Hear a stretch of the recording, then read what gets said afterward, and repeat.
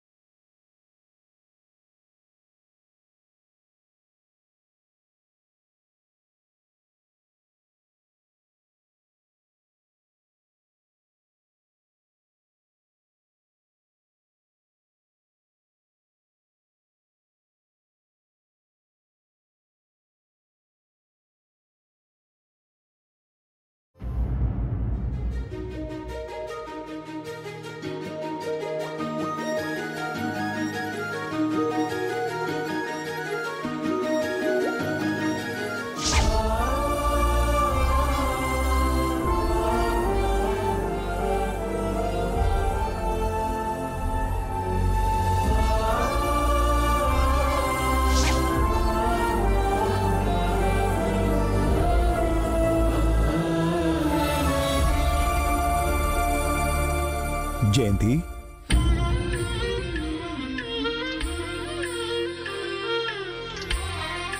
మంచినీళ్ళు తాగు. అయ్యో, మీరు తెచ్చారేంటండి? ఎప్పుడూ కోడళ్ళు మనవళ్లతోనేనా సేవ చేయించుకోవడం? మొగుడు చేయకూడదా?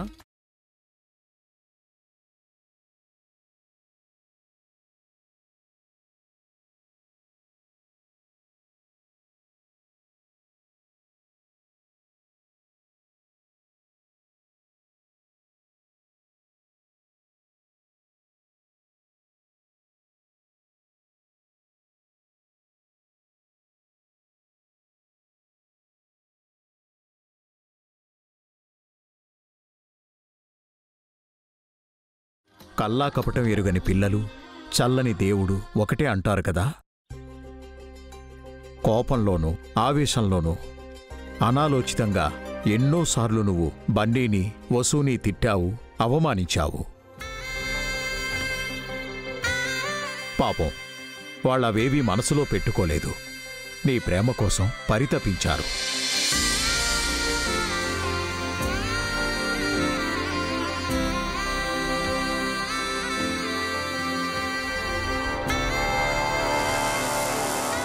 నీ మనసులో వాళ్లకు ఏ స్థానం ఉందో కాని వాళ్ల మనసులో మాత్రం నీకు మొదటి స్థానం ఉందనిపిస్తోంది జయంతి. నువ్వంటే వాళ్లకు ఎంతో ప్రేమ, గౌరవం ఉన్నాయి. ఏ రోజైనా నువ్వు అది గ్రహించావా?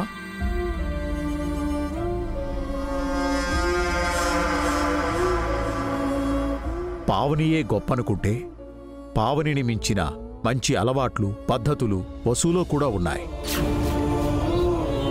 ఎంతో వినయం, అంతకు మించిన ఓర్పు, సహనం వసూలు ఉన్నాయి. వసు పెంపకంలో పెరిగిన బన్నీ కూడా తల్లిబాటలో నడుస్తున్నాడు. వారి తరఫున నాదో రిక్వెస్ట్ జయంతి, ఇకపైన వసూని అత్తలా కాకుండా అమ్మలా చూడు. ప్రేమ కోసం ఎదురుచూస్తున్న ఆ చిన్నారి బన్నీకి మంచి నానమ్మవవు.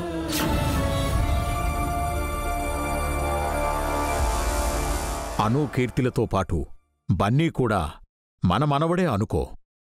అప్పుడు ఇల్లు సంతోషంగా ఉంటుంది.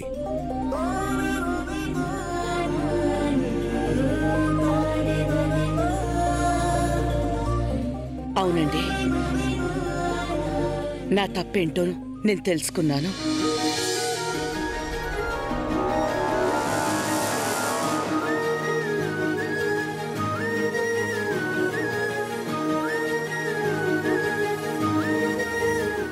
నేను ఎంత అవమానించినా వసు, బన్నీలు వాళ్లలో వాళ్ళు బాధపడ్డారే తప్ప బయటపడలేదు.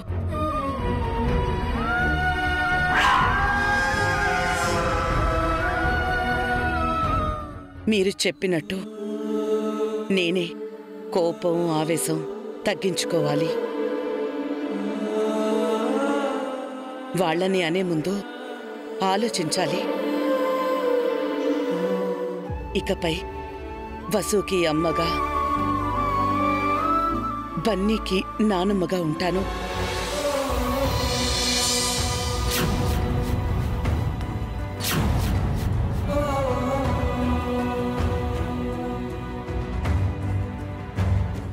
మరి మాట నిలబెట్టుకుంటావా? అంటే ఏంటి మీ ఉద్దేశం? అంటే నీ కోపం కాస్త ఎక్కువ కదా. ఇప్పుడు తగ్గించుకుంటాను, ఆవేశపడకుండా ఆలోచిస్తానని చెప్తున్నాను కదా. అదిగో మళ్ళీ కోపం వస్తోంది నీకు. జయంతి, నువ్వు కాస్త శాంతించు.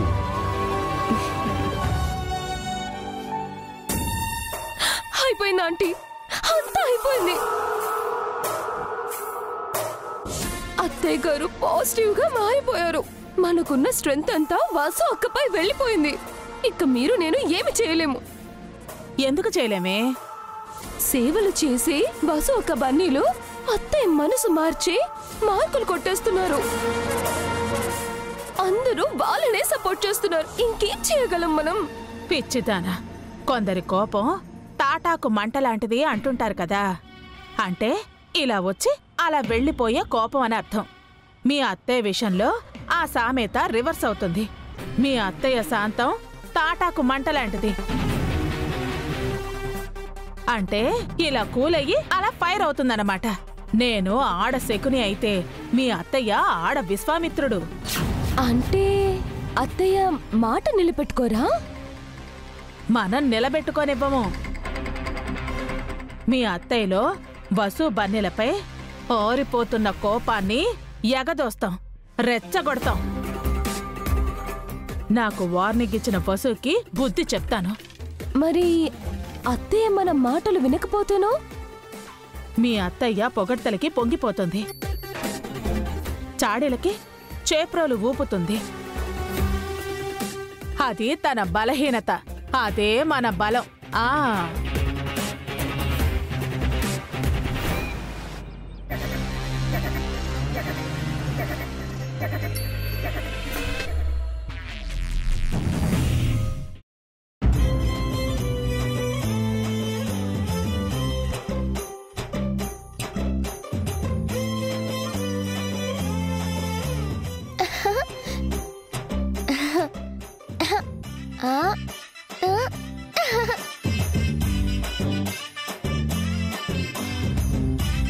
బాల్ బయటకు వెళ్ళిపోయింది.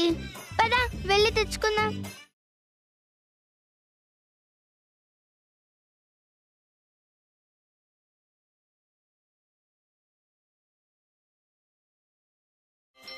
ఐస్ క్రీమ్, పాల ఐస్ క్రీమ్, ఐస్ క్రీమ్, పాల ఐస్ క్రీమ్. కీర్తి, ఐస్ క్రీమ్ తిందామా? పదా వెళ్ళి మమ్మీని అడుగుదాం.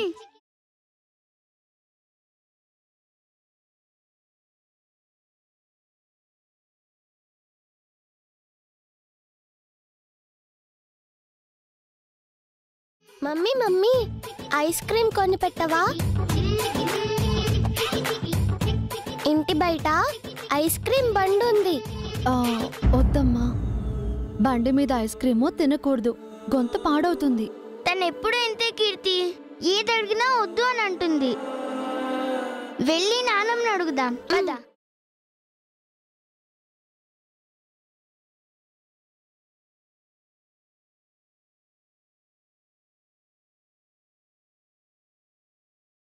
అను, కీర్తి, ఏం కావాలి? ఐస్ క్రీమ్ కావాలి నాన్నమ్మ, ప్లీజ్ కొనిపెట్టవా? ఐస్ క్రీమ్ తింటారా?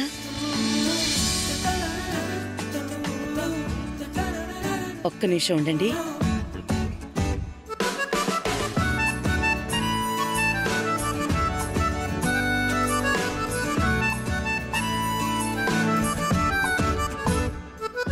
మీరిద్దరూ వెళ్ళి చెరో ఐస్ క్రీమ్ తెచ్చుకోండి.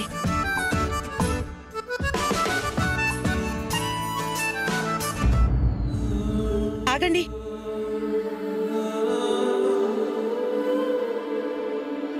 3 ఐస్ క్రీమ్స్ తీసుకురండి. ఓకే నానమ్మా.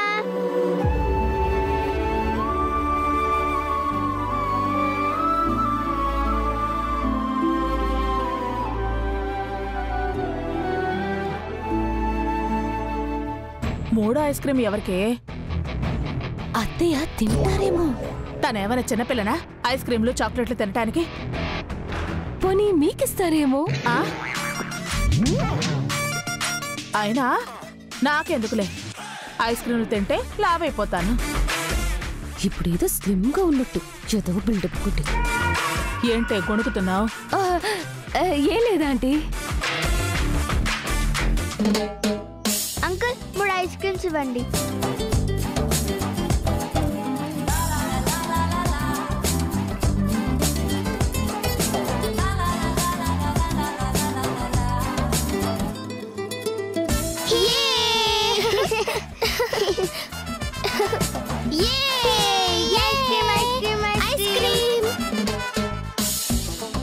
నానమ్మ 3 ఐస్ క్రీమ్స్ తెచ్చాము. ఇదిగో.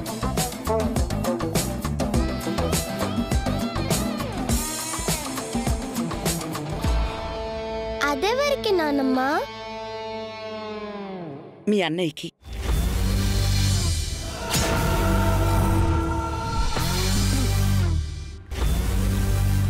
అన్నయ్య ఎవరే? బన్నీ,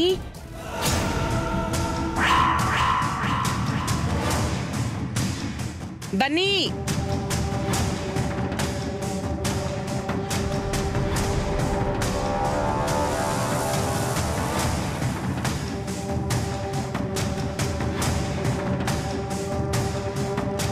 ఏంటి నానమ్మ? ఇదిగో ఐస్ క్రీమ్ తీసుకో.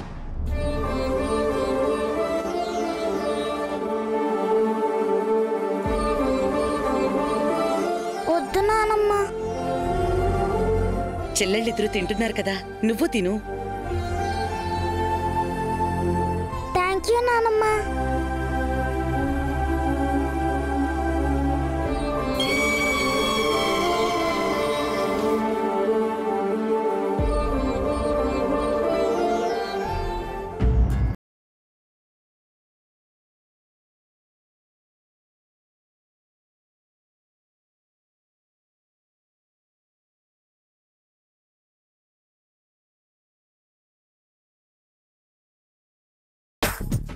మీరు కాస్త టేస్ట్ చేయండి.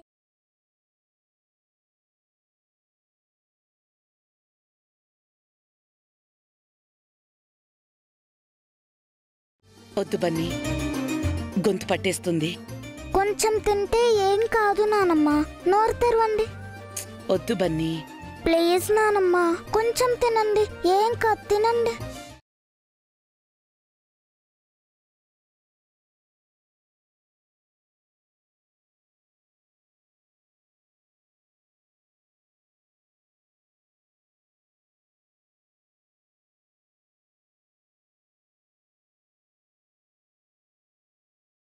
నానమ్మ, టేస్ట్ ఎలా ఉంది? చాలా బాగుంది బన్నీ. అయితే ఇంకో స్పూన్ తినండి. అంతా నాకే పెట్టేస్తే నీకేం మిగులుతుంది బన్నీ? పర్వాలేదు నానమ్మ, మేమెప్పుడూ తింటూనే ఉంటాం కదా, మీరు అప్పుడప్పుడేగా తింటారు.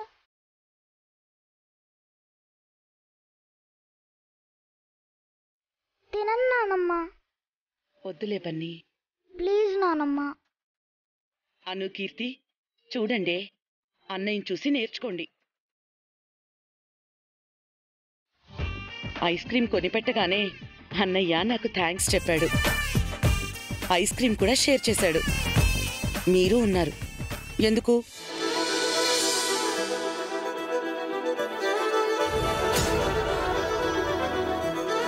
వాళ్ళు చిన్నపిల్లలు నానమ్మ, ఇంకా ఏమీ తెలీదు. నువ్వు పెద్దోడివా ఏంట్రా వాళ్ళని వెనకేసుకొస్తున్నావు? నేను వాళ్ళ అన్నయ్యను కదా నానమ్మ.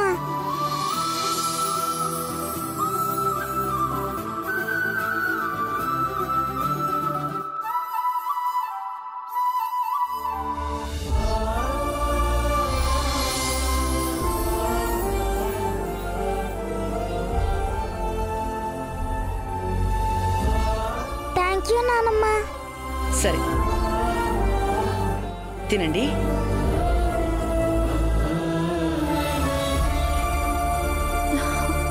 అక్క, నేను చూస్తున్నదంతా నిజమేనా? నన్ను ఒకసారి గిల్లవా? అవసరం లేదు వసు, అదంతా నిజమే.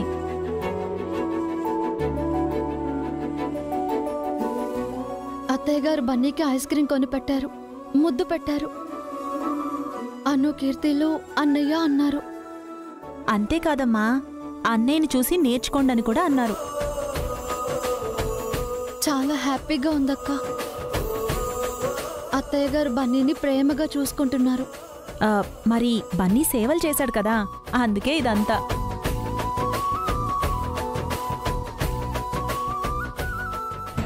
వీడేంటే మీ అత్తయ్యను అలా కాకపట్టేశాడు? మీ అత్తయ్య ఐస్ అయిపోయింది. అదే చెప్తున్నాను కదా ఆంటీ, మెల్లిమెల్లిగా అత్తయ్య మైండ్ స్టేట్ మారిపోతుంది. వసు అక్క బన్నీలపై అత్తయ్య పాజిటివ్ గా మారిపోతున్నారు. అలా జరగకూడదే. మీ అత్తయ్య వాడి పట్ల సూర్యకాంతం ఛాయాదేవిలాగా ఉండాలి. అత్తయ్య కన్నాంబ అంజలిదేవి ఆవిడే అని ఫిక్స్ అయిపోయింది. అబ్బా, ఏం చేద్దామే? ఏదో ఒకటి చెయ్యాలి ఆంటీ.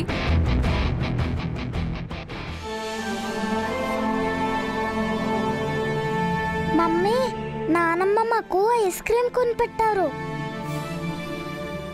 నేను అడిగితే కొనివ్వను అన్నావు.